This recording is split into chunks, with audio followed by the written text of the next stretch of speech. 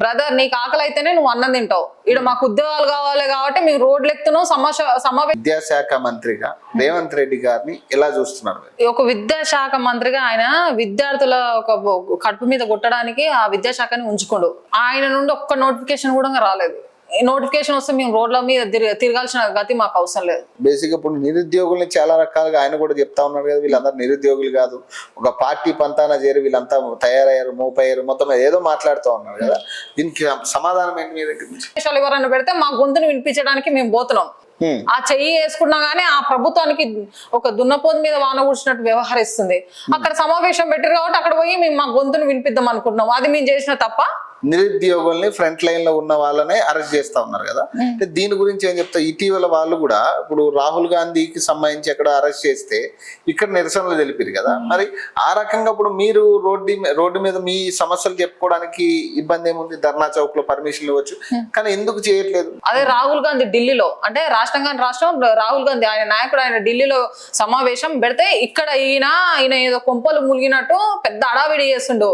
అక్కడ యువతకు ఈయనకు సపోర్ట్ చేస్తాడంట. మరి మేము ఇక్కడ యువత పిచ్చి వాళ్ళ లెక్క కొడుతున్నామా? ఈ తెలంగాణ రాష్ట్ర బిడ్డలంగామా? మేము కేసులు పెడితే ఒక్కొక్క జీతం ఆగమవుతుంది, ఎఫ్ఐఆర్ పెడుతురు. అలా వాళ్ళందరి జీవితాలు ఆగం చేస్తారా? ఒక ప్రతిపక్ష పార్టీ మీద పెట్టు, నీకు దమ్ముంటే ధైర్యం ఉంటే, ఆస్తులు సంపాదించుకున్న వాళ్ళ మీద పెట్టు, దమ్ముంటే ధైర్యం ఉంటే. ఈ రోజు కరప్షన్ చాలా మంది చేస్తారు, పెద్ద పెద్ద బడ లీడర్లు, వాళ్ళ మీద పెట్టకుండా ఈ రోజు మాకు ఉద్యోగాలు కావాలని మీరు రోడ్ల మీద పోతే మా మీద ఎఫ్ఐఆర్లు, ఇలాంటి కక్షలా మా మీద సాధించేటివి. మా చెప్పు తీసుకొని మేమే కొట్టుకున్నట్టుంది ఈ రోజు పరిస్థితి. మేము ఏరుకోర తెచ్చుకున్న నాయకుడు ఈ రోజు మమ్మల్ని ఎట్లా ఇబ్బందులు పెడుతున్నాడంటే అట్లా ఇబ్బందులు పెడుతుంది. విద్యా వ్యవస్థ మార్పులు రావాలి, దేశం మారాలి, దేశంలో ఉన్న విద్యా వ్యవస్థ చాలా డెవలప్ జరగాలి. దీని మీద మేము కాంగ్రెస్ ప్రభుత్వం మేము కొట్లాడతాము, రాహుల్ గాంధీని పిఎం అయితే ఖచ్చితంగా ఈ విద్యాశాఖ మంత్రి జంజీన్ చేస్తా అంటున్నాడు కదా. ఆయన ఒక విద్యాశాఖకు అన్ఫిట్ పర్సన్. ఆయన విద్యాశాఖ ఆయన తన ఉంచుకోవడం అంటే అది వరస్ట్ థింగ్. ఊహించుకోవడానికి కూడా అంత మంచిలేదు. పైసలు తీసుకుని మాట్లాడుతున్నారు. అసలు వీళ్ళందరూ నిరుద్యోగులు కాదు, వీళ్ళని అరెస్టులు చేయాలి. ఇట్లాంటి వ్యక్తే ఇప్పుడు జై యువత అంటుండే కదా, జై యువత అని యూత్ పబ్లిక్ రాజకీయాల్లోకి రావాలి, యూత్ మినిస్టర్లు చేయాలని అంటున్నాడు ఆయన. అంటున్నాడు కదా, ఒక 60 ఏళ్ళ ముసలోనికి ఈ రోజు రాజకీయ పదవులు ఉన్నాయి, కానీ మాకు 20-25 ఏళ్ళకు మాకు ఘోరమైన పరిస్థితి ఉంది ఈ రాష్ట్రంలో. ఎందుకుంది ఈ పరిస్థితి? నమస్తే, welcome to okay TV. So ఇటీవల ఈ నీట్ పేపర్ లీకేజ్ మీద పెద్ద ఎత్తున నిరసనలు జరిగినాయి. దీని మీద ధర్మేంద్ర ప్రధాన్ రాజీనామా చేయడం జరిగింది. ఇదంతా ఒక ఎత్తు అయితే, తెలంగాణలో రాజకీయాలు టోటల్గా వేరే పందాలోకి మారుతున్న పరిస్థితి కనపడుతుంది. ఎందుకు ఈ మాట అంటున్నా అంటే, రేవంత్ రెడ్డి గారు ఏదైతే నీట్ పేపర్ లీకేజ్లో ధర్మేంద్ర ప్రధాన్ రాజీనామాని కాంగ్రెస్ పార్టీ అకౌంట్లోకి వేయడానికి, రాహుల్ గాంధీ అకౌంట్లోకి వేయడానికి విశ్వ ప్రయత్నాలు చేస్తూ ఉన్నారు. అదే కోణంలో ఆయన ఒక మాట మాట్లాడారు. 21 సంవత్సరాలకే ఈ రాజకీయాల పోటీ చేసేది 25 నుంచి 21 సంవత్సరాలకి తగ్గించాలి, ఖచ్చితంగా జెన్జీ రాజకీయాల్లోకి రావాలి, వాళ్ళకి అవకాశాలు కల్పించాలి. ఈ రకంగా నేను ఖచ్చితంగా ప్రతిపాదన రెడీ చేస్తున్నా, కేంద్రానికి ప్రతిపాదిస్తా అంటున్నారు. సరే, బాగానే ఉంది.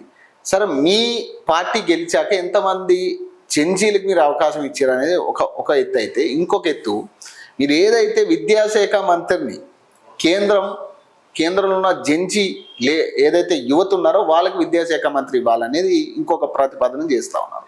తెలంగాణలో ఉన్న విద్యాశాఖ మంత్రిగా ఉన్న మీరు ఈ రకమైన వ్యాఖ్యలు చేయడం మంచి విషయమే, కానీ మరి తెలంగాణ యువత పరిస్థితి ఏంటి? తెలంగాణ యువతకు మనం ఏం చేసినాం? తెలంగాణ యువత ఒక విద్యాశాఖ మంత్రిగా మిమ్మల్ని చూస్తున్నారా లేదా? అసలు ఒక విద్యాశాఖ మంత్రిగా మీరు ఏం చేయాలో అది యువతకు చేసే పరిస్థితి ఉందా? విద్యా వ్యవస్థ ఎట్లా ఉంది తెలంగాణలో? ఇవన్నీ కూడా మాట్లాడుకుంటా ఉన్నారు యువత అంతా కూడా. సో దీని గురించే ప్రధానంగా ఈ వీడియో చేస్తూ ఉన్నా. సో నా ముందు అనితా ముదిరాజ్ ఉన్నారు. సో ఆమె కూడా నిరుద్యోగి, విద్యార్థుల ఉద్యమాల్లో ఆమె కూడా ఈ మధ్య కాలంలో మాట్లాడుతూ ఉన్నారు. చాలా అంశాల మీద ఆమె కూడా చర్చిస్తూ ఉన్నారు. నిరుద్యోగ తరపు నుంచి పోరాడుతూ ఉన్నారు. ఒకసారి ఆమె వైపు నుంచి ఆలోచిద్దాం, ఏమంటా ఉంది ఆమె. తర్వాత ఈ మధ్య కాలంలో సీఎం రేవంత్ రెడ్డి గారు జై యువత అని కొత్త నినాదం తీసుకొచ్చారు. జై కిసాన్, జై జవాన్, జై యువత. సో ఈ నినాదానికి అసలు శాంటిటీ ఉందా? ముఖ్యమంత్రి గారి నోటి నుంచి ఈ నినాదాన్ని విద్యార్థులు జీర్ణించుకునే పరిస్థితి ఉందా అనేది చూద్దాం. నమస్తే. నమస్తే అండి. అంటే రీసెంట్గా, అంటే ఇప్పుడు మన తెలంగాణ ముఖ్యమంత్రి గారు 21 సంవత్సరాలకే రాజకీయాలకి యువతని రానివ్వాలి, వాళ్ళకి అవకాశం కల్పించాలి రాజకీయాలు అంటున్నారు. అంటే నువ్వేం చెప్తా అంటే ఒక ముఖ్యమంత్రి రేవంత్ రెడ్డి గారు ఈ మాట చేయడం మీరు జీర్ణించుకునే పరిస్థితి ఉందా యువతగా? అస్సలు కాదండి. అసలు తెలంగాణలో చూసుకున్నట్లయితే చాలా మంది యువత ఉన్నారు. పక్క రాష్ట్రాలతో కంపేర్ చేసుకుంటే మన తెలంగాణలో నిరుద్యోగ యువత ఎక్కువ. ఆ రాజకీయాలు ఆయనను పక్కన పెట్టమనండి. ఫస్ట్ మాకు ఇక్కడ యువత ఏం కోరుకుంటుందో అది అడిగి తెలుసుకొని వాళ్ళకి కావాల్సినవి ఫస్ట్ నెరవేర్చమనండి. ఈ రోజు మీరు చూస్తున్నట్లయితే దిల్షు నగర్ లో కావచ్చు, అశోక్ నగర్ లో కావచ్చు, ఓయూ లైబ్రరీలో కావచ్చు, నిరుద్యోగులు ఏడ్చుకుంటూ చదువు కూడా పక్కన పెట్టి కూర్చుంటున్నారండి. అలాంటి పరిస్థితి ఉంది. ఈ రోజు 21 ఏళ్ళకే మినిస్టర్ చేస్తానే అంటాడు. మినిస్టర్ కాదు, ఫస్ట్ మాకు కావాల్సింది నువ్వు ఒక ఉద్యోగాలు ఏమని అడుగుతున్నాం. ఆ ఉద్యోగాలు అయ్యి తర్వాత మినిస్టర్ చేయదు. ఈ రోజు ఆయన 21 ఏళ్ళకే మినిస్టర్ చేస్తుంటాడు. కానీ ఈ రోజు బడుగు బలహీన వర్గాలకు కూడా ఎక్కువ సీట్లు లేవు అసెంబ్లీలో. వాళ్ళకి ఇవ్వలేదు ఆయన. ఎవరికైతే పైసలు ఉన్నాయో అగ్ర ఉన్నోళ్ళకే అక్కడ సీట్లు ఉన్నాయి. అలాంటిది మాకు ఈయన మినిస్టర్ చేస్తారంటే మేము నమ్ముతామా? మాకు అది కాదండి. ఆయనని మేము ఎంతో కష్టపడి ఆయన కుర్చీలో కూర్చోబెట్టినాం. అలాంటిది ఈ రోజు మాకు మా యొక్క కోరికలు నెరవేర్చకుండా మేము దేనికోసం అయితే పోరాడుతున్నామో మా అందరిని తీసుకొని అక్కడ చర్చించకుండా, మాతో చర్చించకుండా ఎందుకు ఇంత బాధ పెడుతున్నా ఆయన మేము అడుగుతున్నాం. ఈ సమాజం అడుగుతుంది, సమాధానం చెప్పాలి రేవంత్ రెడ్డి గారు. నిరుద్యోగులుగా మీ ఆన్సర్ ఏంటి? ఇప్పుడు ఒక విద్యాశాఖ మంత్రిగా రేవంత్ రెడ్డి గారిని ఎలా చూస్తున్నారు మీరు? విద్యాశాఖ మంత్రిగా ఒక విద్యార్థులు ఎలా చూస్తున్నారు? ఒక విద్యాశాఖ మంత్రిగా ఆయన విద్యార్థుల ఒక కడుపు మీద కొట్టడానికి ఆ విద్యాశాఖని ఉంచుకోడు. ఇది చూసుకున్నట్లయితే ఏ రాష్ట్రంలో కూడా విద్యాశాఖని అట్లా సీఎం దగ్గర ఉంచుకోడు. అది అనేది మెయిన్ శాఖ అండి. అది ఒక కేబినెట్ హోదా గల శాఖ. అలాంటి శాఖ ఎవరికైనా ఇవ్వాలి, ఒక విద్యావంతునికి ఇవ్వాలి. ఇస్తే మా అలాంటి నిరుద్యోగుల పరిస్థితులను అర్థం చేసుకుని మాకు కావాల్సినది మేము వాళ్ళ దగ్గరకు పోయి పరిష్కరించుకుంటాం. సో మాతోని చర్చలు జరుపుతారు. అలాంటి అవకాశమే లేకుండా చేసిండు. ఈయన ఒక ముఖ్యమంత్రి, ఈయనకు చాలా పనులు ఉంటాయి, అవన్నీ చూసుకోవాలి. కానీ ఈ రోజు ఆ శాఖని ఈయన తన పెట్టుకొని మమ్మల్ని నిరుద్యోగులు మోసం చేయడానికి విద్యాశాఖలో అసలు కంప్లీట్ గా ఏం జరగలేదా? అంటే ఉద్యోగాలు లేకపోతే విద్యాశాఖలో జరగాల్సిన డెవలప్మెంట్ ఏం జరగట్లేదా? ఆయన నుండి ఒక్క నోటిఫికేషన్ కూడా రాలేదు. నోటిఫికేషన్ వస్తే మేము రోడ్ల మీద తిరగాల్సిన గతి మాకు అవసరం లేదు. మేము ఒక ఉద్యోగం కొట్టుకుంటామని అంటున్నాం. ఈ రోజు ఉద్యోగం కొట్టుకునే పరిస్థితి కూడా లేదు. ఈ రోజు వేస్తే ఆయన నోటిఫికేషన్ వేస్తా అంటుండో, వేస్తే ఒక 10లలో 30లలో వేస్తుంటాడు. మన రాష్ట్రంలో లక్షలలో నిరుద్యోగ యువత ఉంది. వాళ్ళకు సరిపోదు మీ చదవమని అంటారు వాళ్ళు క్లియర్ గా. అలాంటి పరిస్థితి ఉంది ఈ రోజు. బ్రదర్ మీరు ఈ దేశంలో కానీ రాష్ట్రంలో చూసుకున్నట్లయితే ఒక 60 ఏళ్ళ ముసలోనికి ఈ రోజు రాజకీయ పదవులు ఉన్నాయి. కానీ మాకు 20-25 ఏళ్ళకు మాకు ఘోరమైన పరిస్థితి ఉంది ఈ రాష్ట్రంలో. ఎందుకుంది ఈ పరిస్థితి? వీరు ఎప్పుడు అండర్ డెవలప్డ్ కంట్రీ అంటారు. మరి ఈ విద్య మీద ఏదైనా చేసే ఇన్వెస్ట్మెంట్ చేయకుండా ఇలాంటివి ఎందుకు చేస్తారు? వీళ్ళే ఒక దేశాన్ని డెవలప్ కావాలనుకుంటారు. డెవలప్ కావాలంటే విద్య సరిగా ఉండాలి. ఈ రోజు విద్యనే వీళ్ళు చక్కగా చూసుకుంటలేరు, ఇంకా డెవలప్డ్ అయితే అంటే బేసిక్ అంటే రేవంత్ రెడ్డి చేయట్లేదా? లేకపోతే బేసిక్ ఇప్పుడు నిరుద్యోగుల్ని చాలా రకాలుగా ఆయన కూడా చెప్తా ఉన్నారు కదా, వీళ్ళందరూ నిరుద్యోగులు కాదు, ఒక పార్టీ పంతాన చేరి వీళ్ళంతా తయారయ్యారు, మోపయ్యారు, మొత్తం ఏదో మాట్లాడుతూ ఉన్నారు కదా. దీనికి సమాధానం ఏంటి మీ దగ్గర నుంచి?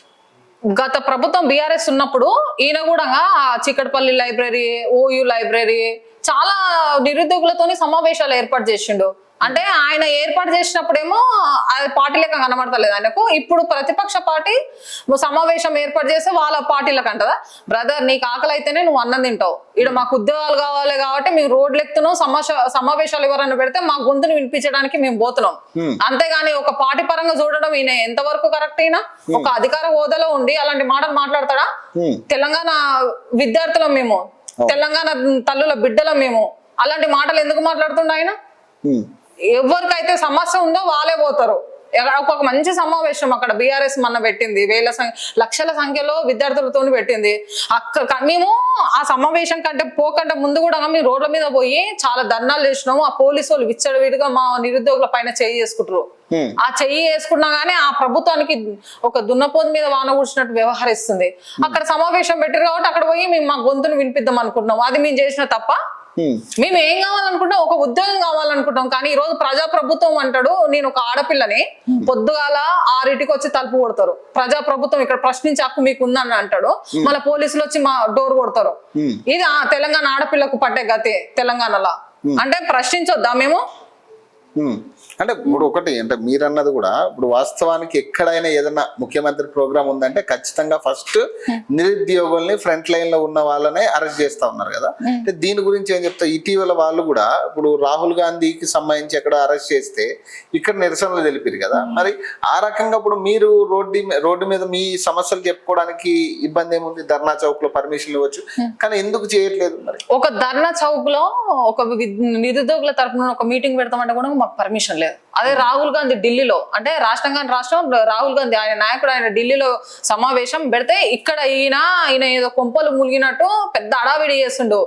అక్కడ యువతకు ఈయనకు సపోర్ట్ చేస్తాడంట. మరి మేము ఇక్కడ యువత పిచ్చి వాళ్ళ లెక్క కొడుతున్నామా? ఈ తెలంగాణ రాష్ట్ర బిడ్డలంగామా మేము? అంటే మా సమస్య లెక్క కడబడదు. అక్కడనేమో ఆయన సెంట్రల్ లో అధికారంలోకి రావాలనుకుంటున్న ఆయనకేమో సపోర్ట్ చేస్తాడు ఈయన. అంటే అక్కడ యువతకు న్యాయం, ఇక్కడ యువతకు న్యాయమా? మేమేమన్నా రాజకీయ నాయకుల బిడ్డలమా అండి? మా మీద కేసులు పెట్టడానికి ఈ రోజు ఎంత మంది నిరుద్యోగులు ఏడుస్తారో తెలుసా? కేసులు పెడితే ఒక్కొక్కరి జీవితం ఆగమవుతుంది, ఎఫ్ఐఆర్ పెడుతురు. అలా వాళ్ళందరి జీవితాలు ఆగం చేస్తారా? ఒక ప్రతిపక్ష పార్టీ మీద పెట్టు, నీకు దమ్ముంటే ధైర్యం ఉంటే, ఆస్తులు సంపాదించుకున్న వాళ్ళ మీద పెట్టు, దమ్ముంటే ధైర్యం ఉంటే. ఈ రోజు కరప్షన్ చాలా మంది చేస్తారు, పెద్ద పెద్ద బడ లీడర్లు. వాళ్ళ మీద పెట్టకుండా ఈ రోజు మాకు ఉద్యోగాలు కావాలని మీరు రోడ్ల మీద పోతే మా మీద ఎఫ్ఐఆర్లు, ఇలాంటి కక్షలా మా మీద సాధించేటివి. అంటే మేము ఎట్లుందంటే పరిస్థితి, మా చెప్పు తీసుకొని మేమే కొట్టుకున్నట్టుంది ఈ రోజు పరిస్థితి.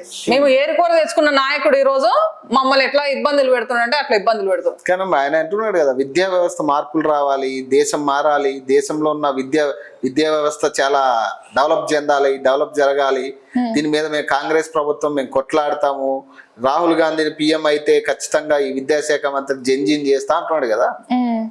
అవన్నీ కాదు, ఫస్ట్ ఈ రాష్ట్రంలో చూసుకున్నట్లయితే కూడా మీరు ఈయన KG to PG విద్య, ఒక విశ్వవిద్యాలయాన్ని మండలానికి కట్టిస్తా, నవోదయ పాఠశాలను ఇంకా డెవలప్ చేస్తా, ఇవన్నీ చెప్పిండు.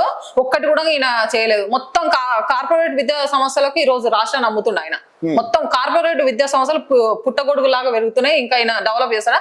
ఒక్కసారి మీరు గ్రామీణ ప్రాంతాలకు వెళ్ళండి, పాఠశాలలు చూస్తే చాలా అధ్వాన స్థితిలో ఉన్నాయి. అక్కడ మౌలిక వసతులు లేవు. ఈయన డెవలప్ చేస్తారంటే నమ్మకం ఉందా బ్రదర్?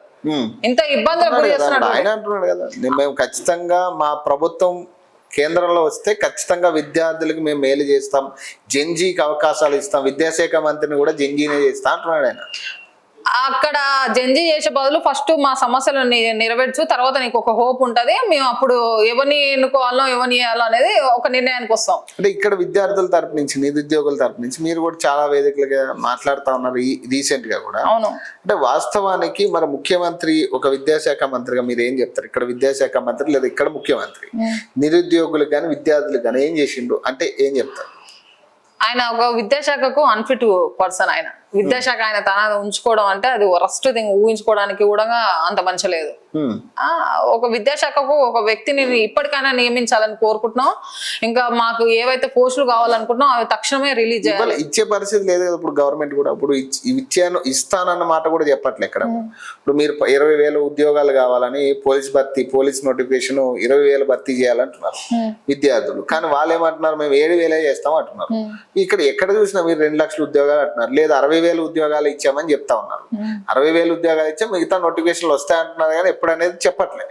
జాబ్ క్యాలెండర్ కూడా ఇప్పుడు దాకా వేసే పరిస్థితి లేదు. మరి ఏం చెప్తాం మరి? అసలు ప్రభుత్వమే స్పందించినప్పుడు మీరు ఏం చేస్తారు ఇప్పుడు నిరుద్యోగులు? ఇప్పుడు అదే మేము ఏం చేస్తాం, మా ఓపిక నశిస్తుంది, రోజు రోజు చూసి నశిస్తుంది. ఆయన ఏమనుకుంటున్నాడంటే ఇంకా 10 ఏళ్ళు నేనే ముఖ్యమంత్రి అవుతా అనుకుంటున్నాడు. మా అండ లేకుండా నువ్వేం ముఖ్యమంత్రి కాలేదు. మేము చదువుకున్న వాళ్ళం కాబట్టి మా అమ్మ నాయనలు మా మాటనే వింటారు. మా మాట వినే ఈయన ఓటేపించినాం, కుర్చీలో కూర్చోబెట్టినాం. కానీ ఈ రోజు కలలు అనుకుంటే అట్లనే ఉంటే ఆయన ఏంది బ్రదర్, ఇప్పుడు ప్రజలు తలుసుకుంటేనే ఆయన కుర్చీ మీద కూర్చుంటాడు. ఇప్పుడు మేము ప్రజలే తలుసుకుంటలేము కాబట్టి 100% ఆయన నెక్స్ట్ ప్రభుత్వం పడిపోయే అవకాశం 100% ఉంది. కలలుగా అంటాడు. మెయిన్ లేదు ఆయన ఎక్కడ ఉంటాడు చెప్పండి? మాకు కావాల్సిన నెరవేరిస్తే మొత్తం చర్చిస్తే మేము ఏమైనా చేస్తాం. జై యువత మీకే జై కొడుతున్నాడు. జై యువత అంటే జై యువత అన్నంత వరకు అయిపోయినా మా సమస్యలు నన్ను అర్థం చేసుకోవాలి కదా. అర్థం చేసుకుంది యువత అంటే నువ్వు ఏంది తేనె కూర్చున్న కత్తి లేక మాట్లాడితే అయిపోతుందా బ్రదర్? ఆగలైన నోడికి అన్నం పెట్టాలి. అది కాకుండా నీవు ఎప్పుడు మాటతో నిలదీస్తా అంటే మేము ఊరుకుంటామా? ఈ తెలంగాణలో పుట్టినటువంటి ఎవరికైనా పౌరుషం అదంతా ఉంటది. మీరు ఏదో ఇప్పుడు అధికారం ఇంకా 2 సంవత్సరాలు తిప్పి కొడితే 2 సంవత్సరాలు ఉంటది. ఈ 2 సంవత్సరాల వరకు మమ్మల్ని ఇంత ఇబ్బంది పెడుతున్నావుగా బహిరంగంగా చెప్తున్నా. ఈ 2 సంవత్సరాలు ఇంతవరకు విర్రవీగుతావో విర్రవీగు, తర్వాత నీ ప్రభుత్వం ఉంటే చెప్పు. వేలతో సహా ఈ కాంగ్రెస్ ప్రభుత్వం మళ్ళీ ఇస్తారు. ఇప్పుడు వాళ్ళు అంటున్నారు కదా 70,000 ఉద్యోగాలు మేము ఇచ్చినామని, అంటే మీరు తప్పు చెప్తున్నట్ట, మరి వాళ్ళు ఇచ్చినా అని చెప్తాం. ఓకే, మీరన్నా చూసిరా నోటిఫికేషన్, ఒక్క నోటిఫికేషన్ వేల సంఖ్యలో పోస్టులు రిలీజ్ కావడం చూసిరా మీరు? లేదు. అక్కడ వాళ్ళు ఇచ్చినటువంటి నోటిఫికేషన్ కు ఉద్యోగం వచ్చినట్టు పత్రాలు ఆయన ఎల్బీ స్టేడియం లో పెట్టి పత్రాలు వస్తే అయిపోతుందా బ్రదర్? అంటే ఇక్కడ మీ ఉన్నోళ్ళం అందరం చదువుకున్నట్టు అందరం ఎట్లా కనబడుతున్నాం ఆయనకు? మీ ముఖ్యమంత్రి అంటుండే కదా 40,000 ఉద్యోగాల నోటిఫికేషన్ కూడా త్వరలో రాబోతున్నారు ఉస్మానియా యూనివర్సిటీ వేదికగా అని చెప్పిండు కదా, మరి వస్తాయేమో. వస్తాయి, ఇంకెప్పుడు వస్తాయి? వచ్చేదేదో ఆయన అంటుండు ఇప్పుడు కొన్ని వేస్తాం, మళ్ళీ 2 సంవత్సరాల వరకు వేస్తాం. అంటే 2 సంవత్సరాల తర్వాత నీ ప్రభుత్వం ఏమి ఉండదు, ఇంక వేసేవానికి లాభం చెప్పండి. ఇప్పుడు వేసే చదువుకుంటాం కదా. ఆయన ముఖ్యమంత్రి అంటుండు కదా, తర్వాత కూడా నేనే ముఖ్యమంత్రి 34 వరకు నేనే ఉంటా అంటుండు కదా ఆయన. అది కళ్ళలోనే కానీ అది వాస్తవం మాత్రం జరగని పని. ఎందుకంటే ఆయన రెచ్చిపోవాలనుకుంటుంటే రెచ్చిపోనిస్తాం. ఎందుకంటే మా అన్న అనుకున్నాం, మంచిగా కూర్చోబెట్టినాం. ఒక అన్నగా పెద్దన్నగా ఆయన నెరవేర్చవలసిన బాధ్యత, కనీస బాధ్యతను మర్చిపోయి ఈ రోజు వ్యవహరిస్తుండు. సో మాతో నీ కనీసం చర్చలు కూడా జరుపుతలేడు. ఎంత విర్రవీగుతాడో విర్రవీగము, తర్వాత మేము చూసుకుంటామని కూడా. ఇప్పుడు ఒకటి ఢిల్లీ రేంజ్ లో జరిగిన ఉద్యమం, నీట్ పేపర్ లీకేజ్ కానీ విద్యార్థుల సమస్యల మీద మాట్లాడిన దాంట్లో ఇదే రాహుల్ గాంధీ, ఇదే రేవంత్ రెడ్డి ఇద్దరు వెళ్ళి సపోర్ట్ చేసి వచ్చారు కదా. ఇప్పుడు రేవంత్ రెడ్డి ఇక్కడ నుంచి బహిరంగంగానే సపోర్ట్ చేసిండు. ఇప్పుడు రాహుల్ గాంధీ అనేటోడు అరెస్ట్ అయ్యింది కూడా, వాళ్ళ తరపు నుంచి కొట్లాడుతూ అరెస్ట్ అయ్యింది కదా. మరి ఇప్పుడు వాస్తవానికి వీళ్ళు విద్యార్థులకి పాజిటివేనా? విద్యార్థులకు పాజిటివ్. అది ఒకటి ఏం జరుగుతుందంటే రాహుల్ గాంధీకి సెంట్రల్ లో అధికారంలోకి రావాలని ఉంది. అది ఒక కాంగ్రెస్ జనతా పార్టీ అనేది ఒక మంచి ప్లాట్ఫామ్ నా దృష్టిలో. ఎందుకంటే అది ఎప్పటికున్నా సమస్యలు ఆయన పోరాడుతుంది. అది అలాంటి ఒకటి దొరకడం మా అదృష్టంగా మేము భావిస్తున్నాం, ఒక ప్లాట్ఫామ్ అది. అలాంటి దాన్ని యూజ్ చేసుకొని ఈయన ఏం చేస్తుండో అక్కడ అధికారంలోకి రావాలనుకుంటున్నారు రాహుల్ గాంధీ. ఈయన కాంగ్రెస్ లీడర్ కాబట్టి ఆయనకు సపోర్ట్ చేస్తుండ అంతే. అక్కడ వాళ్ళ సారు దీవెనలు ఉంటాయి ఇక్కడ, ఈయన నడిచేది ఇక్కడ ప్రభుత్వం. అట్లా ఈయన రాహుల్ గాంధీ పిఎం అవుతాడా? మరి పిఎం అయితేనే కదా ఇప్పుడు మీకు అవకాశాలు, యువతకు అవకాశాలు ఇస్తా, ఉద్యోగాలు ఇస్తామని చెప్తా ఉన్నాడు కదా. రాహుల్ గాంధీ పిఎం కావాలంటే మామూలు విషయమా? ఇప్పుడు ఉన్నటువంటి ఈ రాష్ట్రాలలో మొత్తము ప్రజల అభిమానాన్ని చొరగొనవాలి. ఇక్కడ రాష్ట్రంలో ఈయన ఎట్లా ఎంత ఘోరంగా ఇబ్బంది పెడుతుండో, మమ్మల్ని కొట్టిపిచ్చుడు ఏంది? ఆడోళ్ళ మని చూడకుండా, మొగోళ్ళ మని చూడకుండా ఒక ప్రతిపక్షాల మీద పగ కట్టండి, ఒక ఉన్నోని మీద పగ కట్టండి. కానీ ఈ రోజు ఏం లేని యువత మేము రెక్కల కష్టం బొగ్గల పులుసు అలాంటి మేము ఈ రోజు మా మీద ఎఫ్ఐఆర్లు పెట్టి ఇబ్బందులకు గురి చేస్తుండు. బయటనేమో ప్రజాప్రభుత్వం అంటారు, ఇక్కడ ఉన్నటువంటి అందరి స్వేచ్ఛ ఉంది అంటారు. ఎక్కడ స్వేచ్ఛ ఉంది? పొద్దుగాలు లేసే డోర్లు కడతారు, అది ఆ స్వేచ్ఛ. అంటే రాహుల్ గాంధీ గెలవాలంటే ఈ రాష్ట్రాల్లో ఉన్నటువంటి ప్రజల మొత్తం మనసును గెలుచుకోవాలి. ఇక్కడ ఉన్నటువంటి నాయకుడు చూస్తే ఆగమాగం చేస్తుండ్రు రాష్ట్రాన్ని. ఇక గిట్లా అయినప్పుడు ఆయన అధికారంలోకి ఎప్పుడు వస్తాడు? ఇలాంటి నాయకులను ఫస్ట్ సర్జ్ చేయాలి, తర్వాత రాహుల్ గాంధీ వచ్చేది ఆలోచిద్దాం. అట్లా అసలు ఒక నిరుద్యోగ మీరేం చెప్పదలుచుకున్నప్పుడు ముఖ్యమంత్రికి కానీ, లేదా ఇప్పుడు మొన్న కూడా ఒక సభ పెట్టారు, దాంట్లో మళ్ళీ మీరు మాట్లాడితే ఇప్పుడు దాని మీద కూడా చాలా మంది ట్రోల్ చేస్తా ఉన్నారు. ఇదే కాంగ్రెస్ పార్టీ అది మొత్తం కంప్లీట్ బిఆర్ఎస్ చేయబట్టి చేసిరు, అదే మొత్తం బిఆర్ఎస్ కార్యకర్తలందరూ తయారయ్యారు, వీళ్ళందరూ నిరుద్యోగులు కాదు అంటున్నారు కదా. పెయిడ్ బ్యాచ్ అంతా అంటున్నారు. పెయిడ్ బ్యాచా కాదా అనేది నువ్వు ఫస్ట్ ఎవరు అనేటోళ్ళు ఎవరో మా ముందరికి వచ్చి సబ్జెక్ట్ వాళ్ళకి ఎంత నాలెడ్జ్ ఉందో మాకెంత నాలెడ్జ్ ఉందో చూస్తే నిరుద్యోగులే. మొన్న మీరు చూస్తున్నట్లయితే మొన్న లైబ్రరీ కాడ ఉన్నప్పుడు నన్ను అరెస్ట్ చేసిరండి. నన్ను లైబ్రరీ కాడ ఉన్నప్పుడు అరెస్ట్ చేసిరు. అంటే చదువుకోనికనే పోతే కదా లైబ్రరీ కాడ ఉన్నప్పుడు అరెస్ట్ చేస్తారు. మరి లైబ్రరీ కాడ ఉన్నప్పుడు నీ చదువుకోనికనే పోయింది ఆడ. ఎట్లా అరెస్ట్ చేస్తారు అంటే ఇట్లా అరెస్ట్ చేస్తారు జనాలు, పోలీసు వాళ్ళు వచ్చి. ఇంత ఘోరమైన అంటే మేము చదువుకునేటోళ్ళం కదా. ఎవరు అనేటోళ్ళు ఎవరో మా ముందరికి వస్తే ఏ సబ్జెక్టు అడుగుతారో దానికి మీరు సమాధానం చెప్పడానికి అడిగినాం. ఏ యొక్క జాబ్ లో ఏమేమి అందరూ నిరుద్యోగులు. ఎందుకంటే రేవంత్ రెడ్డి వాళ్ళు అసలు నిరుద్యోగులే కాదు, వాళ్ళ మీద పార్టీ పరంగా పైసలు తీసుకుని మాట్లాడుతున్నారని కాంగ్రెస్ నాయకులు చాలా మంది మాట్లాడుతున్నారు కదా మీలాంటి వాళ్ళ మీద. అరే పోయినసారి కూడా ఆయన మీటింగ్లు పెట్టిండు, అప్పుడు కూడా మేమందరం పోయినాం కాంగ్రెస్ మీటింగ్లకు. అప్పుడు పోయినప్పుడు మరి నిరుద్యోగులం కావా అంటే ఈయన పెడితే ఒక లెక్క, ఇప్పుడు బీఆర్ఎస్ వాళ్ళు పెడితే ఒక లాగానా? అప్పుడు వాళ్ళు నిరుద్యోగుల లెక్క కనిపించారు, ఇప్పుడు కనిపించట్లేదా? అంటే మేము 15 మంది పోతే మేము మాట్లాడేటోళ్ళు ఆడ మాట్లాడినాం. 15 మంది పోతే ఆడ మీటింగ్ జరగలేదు, వేల సంఖ్యలో వచ్చారు. వేల సంఖ్యలో ఎవరికైనా అవసరం ఉంటేనే వస్తారు. వేల సంఖ్యలో నిరుద్యోగులు కాకపోతే మీరు యువతనే చూసారా? అక్కడ మొత్తం యువతనే యువత వేల సంఖ్యలో యువత కాకపోతే ఒక ఏజ్డ్ పర్సన్స్ అయితే మీరు అప్పుడు వాళ్ళు నిరుద్యోగులు ఆరా అని అనుకోవచ్చు. అక్కడ ఉన్న వాళ్ళు 20-25 ఏళ్ళు ఉన్న పిల్లలు బీఆర్ఎస్ జెండాలు కనపడి అంటున్నారు కదా అక్కడ. వాళ్ళు ప్రోగ్రామ్ పెట్టుకోరు కాబట్టి అక్కడ జెండాలు కనబడ్డాయి. వాళ్ళు మాకు సపోర్ట్ చేస్తారు. వాళ్ళ జెండాలు కాకపోతే ఈయన కాంగ్రెస్ జెండాలు పెడతారా వాళ్ళు? అంతేగా అండి. ముఖ్యమంత్రి అంటుండే కదా వీళ్ళందరూ అసలు పైసలు తీసుకుని మాట్లాడుతున్నారు, అసలు వీళ్ళందరూ నిరుద్యోగులు కాదు, వీళ్ళని అరెస్టులు చేయాలి, ఎండ్రిని దాగమని మాట్లాడుతున్నారు అని చాలా మంది మాట్లాడేది కదా దాంట్లో. మరి ఈయన ఎన్ని పైసలు ఇచ్చినట్టు పోయినసారి అప్పుడు గత ప్రభుత్వం ఈయన అధికారంలో లేకున్నప్పుడు గతంలో ఈయన అధికారం లేకున్నప్పుడు ఎన్ని పైసలు ఇచ్చినట్ట, అలాంటి మీటింగ్లు ఎన్ని కండక్ట్ చేసినట్ట అది చెప్పమనండి చూద్దాం. మరి ఈయనకి ఎట్లా కనబడుతున్నారండి తెలంగాణ ఉద్యోగాలు వస్తాయి అనుకుంటున్నారు? ఇంకా ఈ 2 సంవత్సరాలు వస్తుందా ఇంకా ఉద్యోగాలు? ఈ ఉద్యోగాలు అనే నోటిఫికేషన్ మాకు అనుకూలంగా రాకపోతే మరో జంజీ ఉద్యమం తెలంగాణలో అతి త్వరలో రాబోతుంది. అసలు మిమ్మల్ని రోడ్లు ఎక్కనియట్లేదు కదా, ఇప్పుడు రోడ్లు ఎక్కి మీ మాట చెప్పడానికి కూడా వీలు లేకుండా నిరుద్యోగం అంటే అరెస్ట్ చేసి లోపలాడేస్తుంది కదా. ఫస్ట్ ఎట్లా జంజీ ఉద్యమం? తెలంగాణకు కొట్లాటలు కొత్త కాదు బ్రదర్, మా రక్తంలోనే ఉంది కొట్లాటలు అనేటివి. ఆయన పెద్ద మమ్మల్ని ఆపినా కానీ ఏం చేయలేడు. ఒక మామూలు ఉద్యమం కాదు, త్వరలో రాకపోతుంది. అసలు ఈయన వల్ల కాదు. సో మాతోని మంచి చర్చలు జరుపుతూనే ఓకే, లేకపోతే 10 ఏళ్ల మీద లెక్క పెట్టేటట్టు పోస్టులు రిలీజ్ చేస్తే మాత్రం ఆయనకి ఇప్పటి నుండే ఉంటది. మీ డిమాండ్ ఏంటి అసలు? మా డిమాండ్ ఏంటంటే 2 లక్షల ఉద్యోగాలు లేకపోతే ఉన్నాయి ఇంకా డిమాండ్? ప్రస్తుతానికి మేము 2 లక్షలు కూడా అడగట్లేదు. ఎస్ఐ 7,500 ఏమంటారు. అది కాకుండా ఒక 20,000 నోటిఫికేషన్ వేస్తే మా యొక్క నిరుద్యోగ సోదరులు అందరూ మంచిగా చదువుకుంటారు. అది మా ఫస్ట్ డిమాండ్. తర్వాత అది ఏజ్ ఏదో అంటారు, ఏజ్ 34 ఉన్నది 32. ఇది కూడా తక్కువ వేస్తారా బ్రదర్? ఎంత చీప్ అసలు మెంటాలిటీ ఇది. ఆడ ఏజ్ ఎంత ఉంటే ఈయనకేం అవసరం చెప్పండి. ఆ యొక్క ఏజ్ 34 ఉన్నది 34 ఉంచమనండి. పీసీ పోలీస్ కానిస్టేబుల్ దానికి 34 ఉంటేనంటే 32 చేసినట్ట. ఈ దాని మీద కక్ష కడతారా? పోస్టులు రిలీజ్ చేసేది దానికి దీనికి సంబంధం ఉందా? ఇట్లా ఇప్పుడు మళ్ళీ డిఎస్సిలో ఎట్లుందంటే వాళ్ళకంటే 70% ప్రమోషన్ ఇస్తాడంట, 30% ఉద్యోగాలు ఇస్తాడంట. ప్రమోషన్ వాళ్ళు మంచిగా పైసలు వస్తున్నాయి, వాళ్ళు బతుకుతురు బ్రో. ఈడ అసలు పెళ్లిళ్ళు కాకుండా చదువుకుంటారు. వీళ్ళ పరిస్థితి ఏంది? ప్రమోషన్ తర్వాత వేసుకోవచ్చు, నువ్వు ఉద్యోగాలు అయ్యారాదు. ఎందుకు మా ఆలోచనలు లేని పనులు చేస్తున్న ఒక పిచ్చి తుగ్లక్ కన్నా నయం. ఆయనకు ఒక మంచి ఇంటెన్షన్ తోని సంస్కారం తెచ్చిండు, కొద్దిగా ఆగమైండు తుగ్లక్ అనేటోడు ఢిల్లీ సుల్తాన్లల్లా. కానీ ఈయనకు ఒక ఆలోచన లేదు. ఫస్ట్ ఈయన ఇంటెన్షనే మొత్తం తెలంగాణ యువతని నాశనం చేయాలి, చదువుకోనియొద్దు అనేది ఉంది. ఇట్లాంటి వ్యక్తి ఇప్పుడు జై యువత అంటుండే కదా, జై యువత అని యూత్ పబ్లిక్ రాజకీయాల్లోకి రావాలి, యూత్ మినిస్టర్లు చేయాలని అంటున్నాడు. ఆయన అంటున్నాడు కదా. ఆయన లెక్క 1000 ఎకరాలు మా దగ్గర లేవు. అలా నా తాతలు వాళ్ళందరూ దేశ్ముఖ్ల కింద పనిచేసారు, మంచిగా 1000 ఎకరాలు సంపాదించుకోరు. మీరు యువత అన్నంత మాత్రం పొలిటికల్కి రావాలంటే మామూలు విషయమా? మనలో మనం మాట్లాడుకున్నా కానీ ఇది లేని కాదు బ్రదర్. అంటే మేము ఇంత ఉద్యోగాలు కొట్టుకున్నాక ఇన్ని పైసలు సంపాదించుకున్నాక రాజకీయ ఎంట్రీ ఇస్తాం. కానీ ఈ రోజు ఉద్యోగాలు ఏమంటే వేస్తలేవు, కానీ నువ్వు పెడతావా మాకు పొలిటికల్ నిలబడితే ఖర్చు? ఆయన పెడతాడా మాకు పొలిటికల్ నిలబడితే? పొలిటికల్ పదవులు ఎవరు కావాలి మాకు? ఈ రాష్ట్రంలో ఈ నిరుద్యోగులు ఎక్కువ, నిరుద్యోగుల సమస్యలను పరిష్కరించు, జాబ్లే అని అంటుంటే జై యువత మినిస్టర్ పదవి ఇస్తా.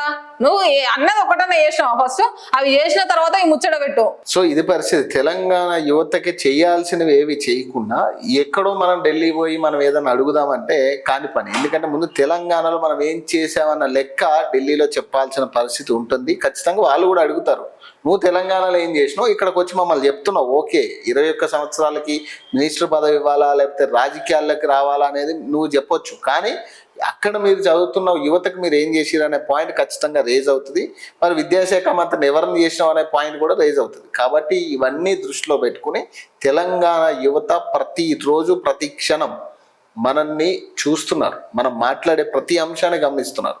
రాబోయే రోజుల్లో ఖచ్చితంగా యువత మళ్ళీ మార్పు తీసుకొస్తే మాత్రం మన పార్టీ నామరూపాలు కూడా లేకుండా పోతుంది. అది మాత్రం గుర్తుపెట్టుకోవాలి. సో మరిన్ని అప్డేట్స్ కోసం చూస్తూనే ఉండండి. ఓకే.